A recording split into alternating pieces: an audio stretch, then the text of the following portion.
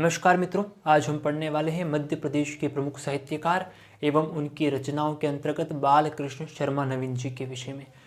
जैसा कि हमारा रोज का शेड्यूल होता है कि हम पहले बता देते हैं कि कौन कौन सी चीज़ें इंपॉर्टेंट है और कहाँ कहाँ से प्रश्न पूछे जा सकते हैं। जैसे अगर व्यक्तित्व के विषय में अगर पूछा जा रहा है तो बता सकता है, क्वेश्चन में पूछ सकता है कि अमुक व्यक्तित्व का संबंध किस क्षेत्र से है।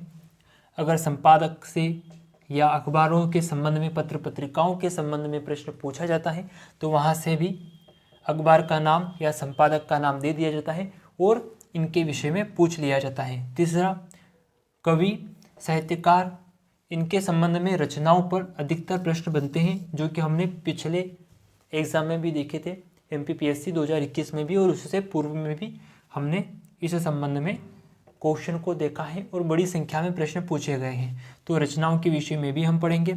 उसके बाद कुछ अन्य चीज़ें जो बालकृष्ण शर्मा नवीन जी से संबंधित हैं, जिनके विषय में हमें जानना ज़रूरी है, उनको भी हम इस टॉपिक में कवर कर लेंगे। आइए शुरू करते हैं। पहला, इनका जन्म कहाँ हुआ था? तो 18 दिसंबर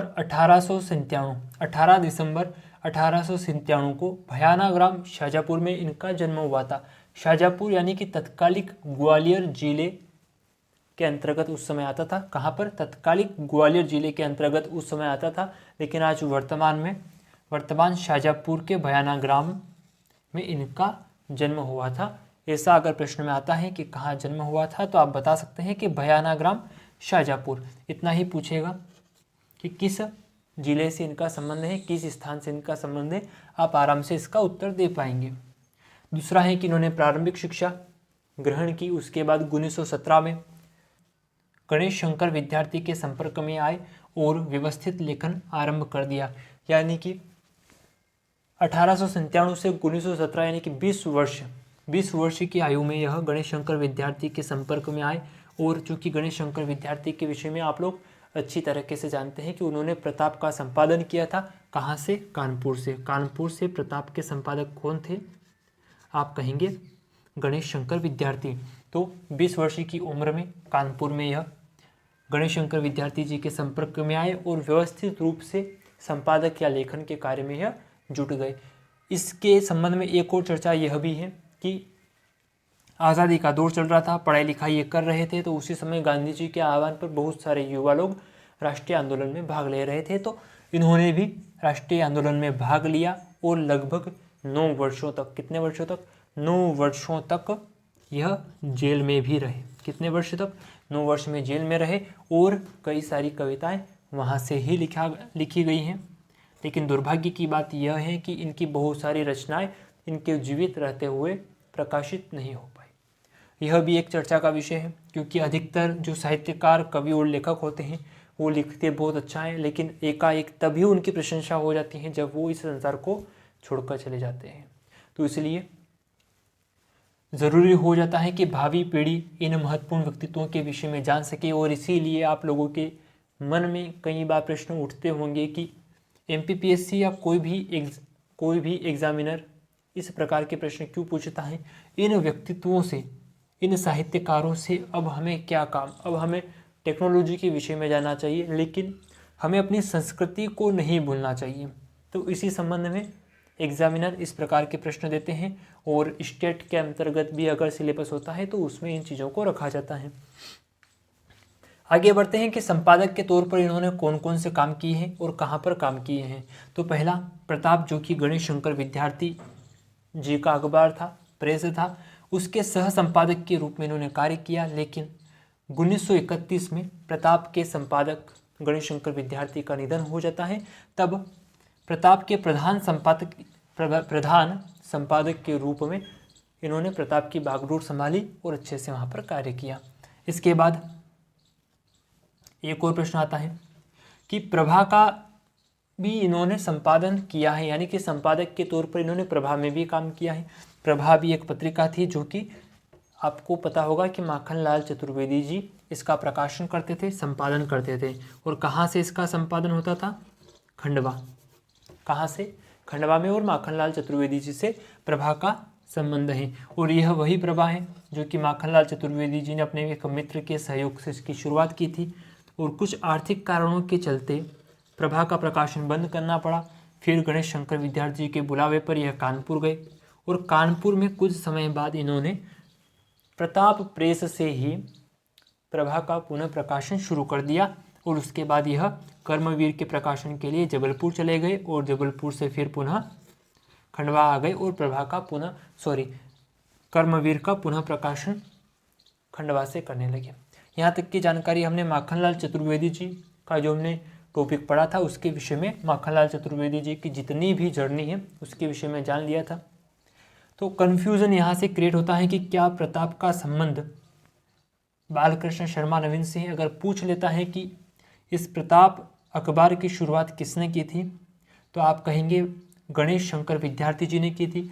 प्रभा की माखनलाल चतुर्वेदी जी ने, लेकिन कहते हैं सबको पता है कि मान लेते हैं कोई कंपनी है तो इस्टेब्लिश करने वाला फाउंडर कोई और होता है, लेकिन काम करने वाले बहुत सारे लोग होते हैं। तो एक तरह से याद करने के लिहाज से आप इतना ध्यान रख सकते हैं कि बालकृष्ण शर्मा नवीन जी ने प्रताप और प्रभा में काम किया है।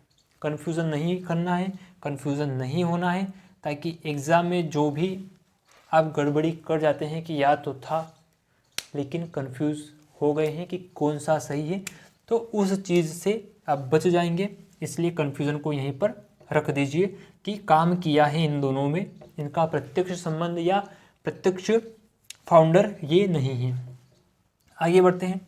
इनकी प्रमुख रचनाएं, जब हम साहित्यकार, कवि और लेखक के रूप में इनको पढ़ रहे हैं तो कोई भी लेखक यूं ही नहीं बनता, वो कुछ लिखता है, साहित्य का सृजन करता है, जैसे काव्य संग्रह, खंड काव्य, महाकाव्य, कविताएं लिखता है, तभी उसको हम लेखक, कवि या अन्य नामों से पुकारते हैं। तो इन्होंने कौन कौन सी रचनाएं लिखी हैं इसके विषय में जान लेते हैं।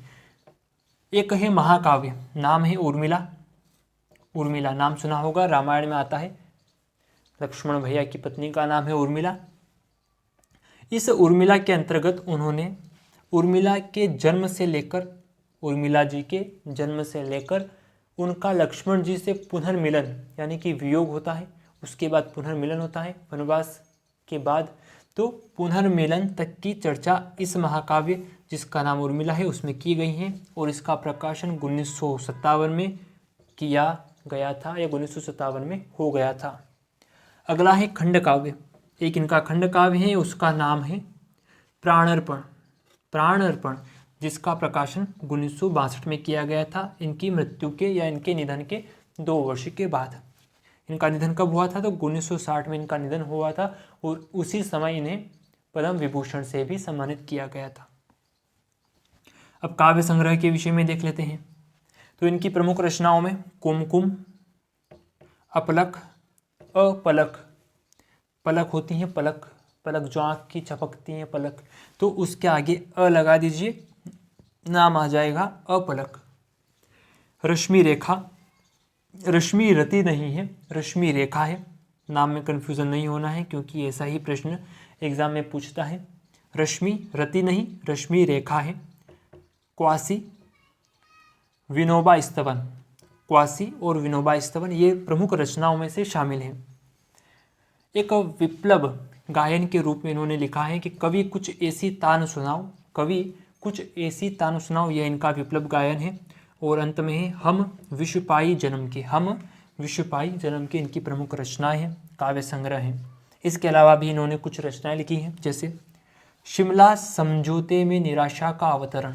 शिमला समझौता नाम सुनते ही 2 चीज़ें आती हैं, एक शिमला समझौता जो 1971 के समय हुआ था भारत और पाकिस्तान के बीच में, और दूसरा 1945 में हुआ था। लेकिन ये शिमला समझौता नहीं है 1945 वाला, यह शिमला सम्मेलन है। यहाँ पर तो समझौता हुआ था लेकिन यहाँ पर सम्मेलन हुआ था और कोशिश की गई थी लॉर्ड वेवेल द्वारा, जो कि उस समय वायसराय थे, कि कांग्रेस और लीग भावी भारत के निर्माण में सहयोग के लिए एक अच्छी रणनीति बना ले।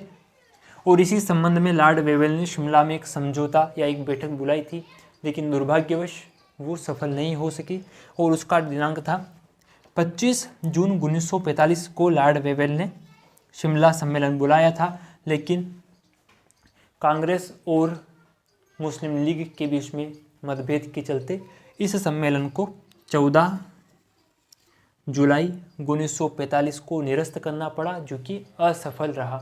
इसका मूल कारण ये था कि लीग चाहती थी कि वायसराय की कार्यकारिणी परिषद में जितने भी मुस्लिम सदस्य हो उसका चयन लीग ही करे, लेकिन कांग्रेस इस मुद्दे पर लीग का समर्थन नहीं कर रही थी और आपसी मनमुटाव के चलते, आपसी बातें एक दूसरे की नहीं समझ पाने के कारण यह चीज़ें या यह जो सम्मेलन था वो पूरी तरह से अपना जो उद्देश्य था उसको पूरा करने में असमर्थ रहा और 14 जुलाई 1945 को शिमला समझौता बिना किसी निष्कर्ष के साथ समाप्त करना पड़ा या उसको स्थगित करना पड़ा। तो यहाँ से एक प्रश्न पूछता है कि 25 जून 1945 शिमला सम्मेलन कब हुआ था? तो आप कहेंगे 25 जून 1945।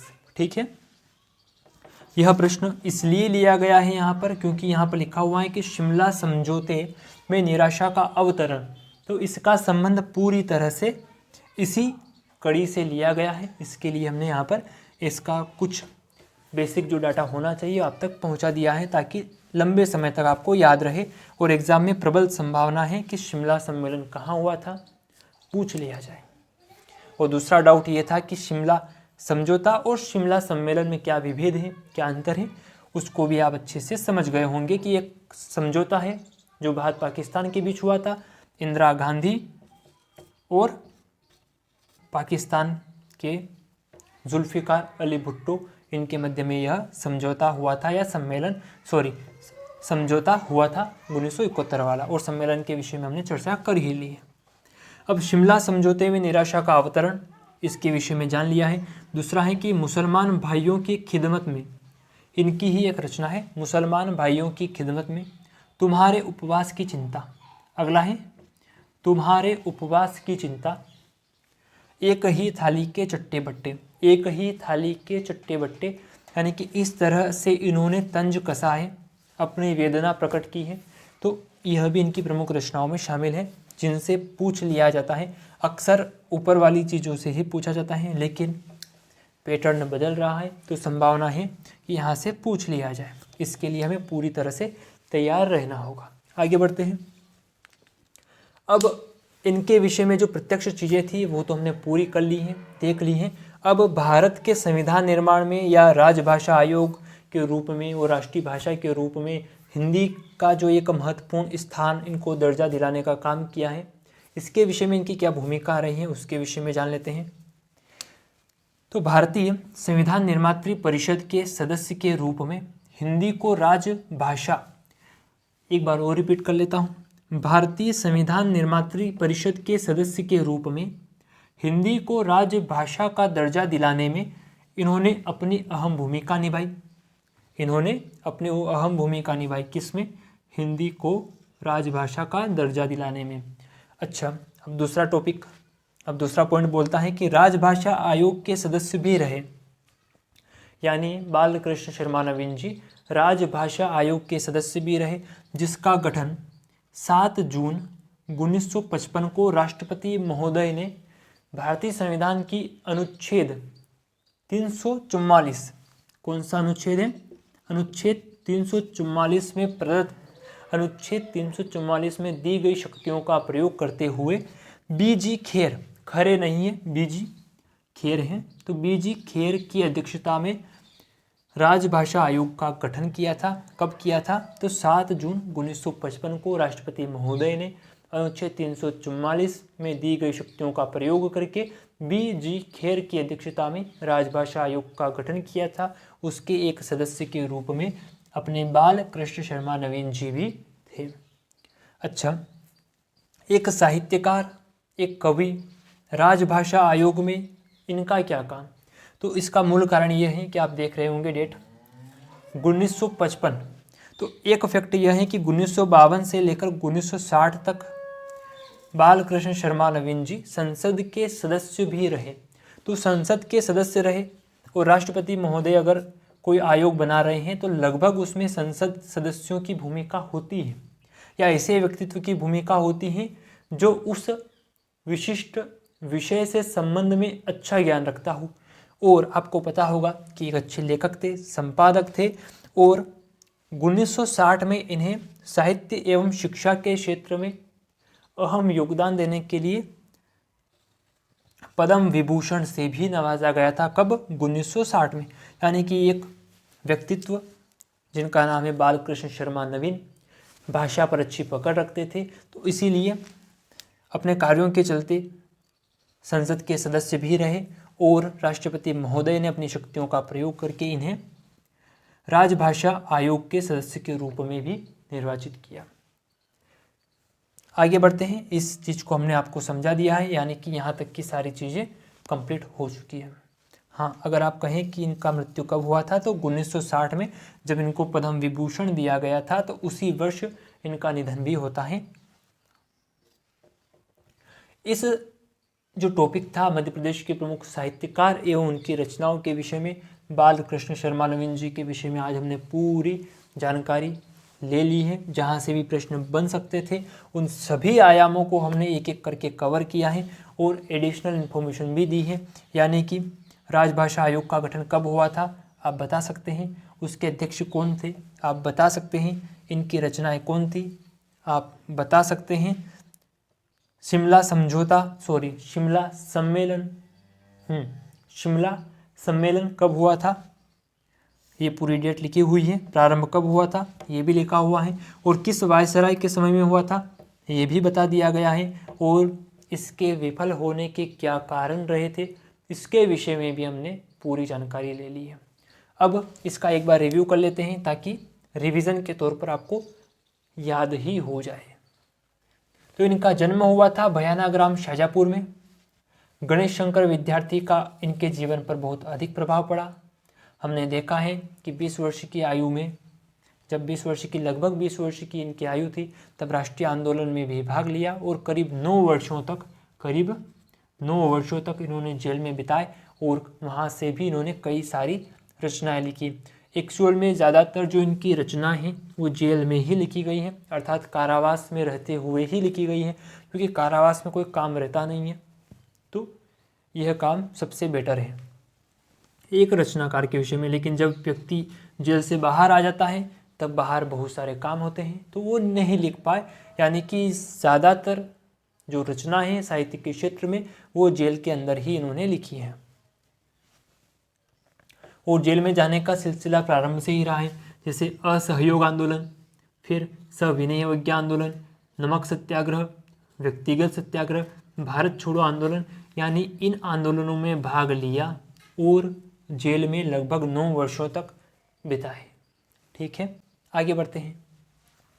संपादक के तौर पर प्रताप और प्रभा में इन्होंने कार्य किया है। प्रताप के संपादक कौन थे आपको पता है, गणेश शंकर विद्यार्थी, और प्रभा के संबंध में आप बता देंगे माखनलाल चतुर्वेदी जी। और इन दोनों के विषय में शायद, हाँ, प्रताप गणेश शंकर विद्यार्थी के बारे में हमने नहीं पढ़ा है, लेकिन माखनलाल चतुर्वेदी जी के विषय में हमने पिछले वीडियोज़ में पढ़ लिया है। रचनाओं की अगर बात करें तो उर्मिला, प्राणार्पण, कुमकुम, अपलक, रश्मि रेखा, क्वासी, विनोबा स्तवन, हम विष पाई जन्म के, कवि कुछ ऐसी तान सुनाओ। इस कविता को हो सकता है कि मैं आपको अगले वीडियो में सुना दूं अलग से। इसके अलावा शिमला समझौते में निराशा का अवतरण, आपको समझ में आ चुका होगा कि शिमला समझौते में निराशा का अवतरण ये इनकी रचना है, क्यों लिखी गई थी इसका भी हमने आपको कारण दे दिया है। मुसलमान भाइयों की खिदमत में, तुम्हारे उपवास की चिंता, एक ही थाली के चट्टे बट्टे, राजभाषा आयोग का गठन कब हुआ था, ये सारी चीज़ें आपके सामने पूरी तरह से स्पष्ट हो चुकी है। अब डिपेंड करता है कि आप इसको किस वे में लेते हैं और यहाँ से अगर प्रश्न पूछा जाता है तो आप कितने प्रश्नों को सही करते हैं। लगभग बालकृष्ण शर्मा नवीन से जितने भी प्रश्न आने की संभावनाएं थी वो यहाँ पर कवर हो जाती हैं। इसके बाद में आपको पढ़ने की लगभग कुछ भी ज़रूरत नहीं है। ठीक है, इस सेशन को यहीं पर समाप्त करते हैं। पढ़ते रहिए, बढ़ते रहिए, मुझे दीजिए इजाज़त। नमस्कार, धन्यवाद।